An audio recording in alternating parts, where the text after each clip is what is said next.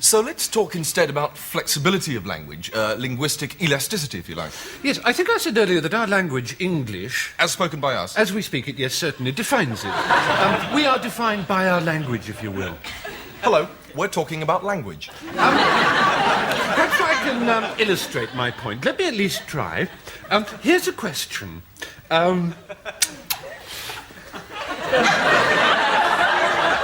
What is it? Well, my question is this. Is our language, English, capable? Is English capable of sustaining demagoguery? Demagoguery? Demagoguery. And by demagoguery you mean? By demagoguery, I mean demagoguery. I thought so. I mean, highly charged oratory, persuasive whipping up rhetoric. Listen to me, listen to me. If Hitler had been British, would we, under similar circumstances, have been moved, charged up, fired up by his inflammatory speeches, or would we simply have laughed? Is English too ironic to sustain Hitlerian styles? Would his language simply have rung false in our ears? We're talking about things ringing false in our ears. May I compartmentalise? I hate to, but may I? May I? Is our language a function of our British cynicism, tolerance, resistance to false emotion, humour, and so on? Or do those qualities come extrinsically from the language itself? It's a chicken and egg problem. We're talking about chickens, we're talking about eggs.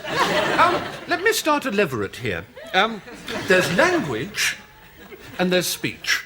There's chess and there's a game of chess. Mark the difference for me. Mark it, please. We've moved on to chess. Imagine a piano keyboard. 88 keys, only 88, and yet hundreds of new melodies, new tunes, new harmonies are being composed upon hundreds of different keyboards every day in Dorset alone. Our language, Tiger, our language, hundreds of thousands of available words, trillions of legitimate new ideas, so that I can say the following sentence and be utterly sure that nobody has ever said it before in the history of human communication. Hold the newsreader's nose squarely, waiter, or friendly milk will countermand my trousers. Perfectly ordinary words, but never before put in that precise order. A unique child delivered of a unique mother.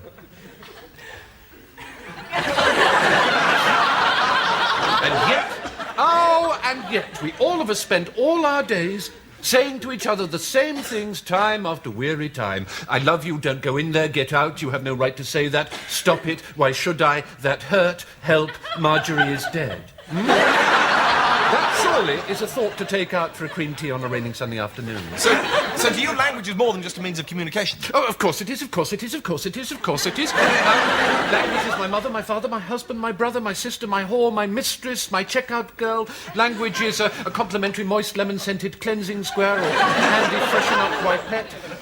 Language is the breath of God. Language is the dew on a fresh apple. It's the soft rain of dust that falls into a shaft of morning light as you pluck from an old bookshelf a half-forgotten book of erotic memoirs. Language is the creak on a stair. It's a spluttering match held to a frosted pane. It's a half-remembered childhood birthday party.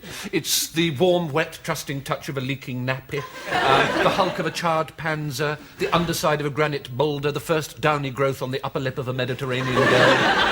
It's cobwebs long since overrun by an old Wellington boot. No night.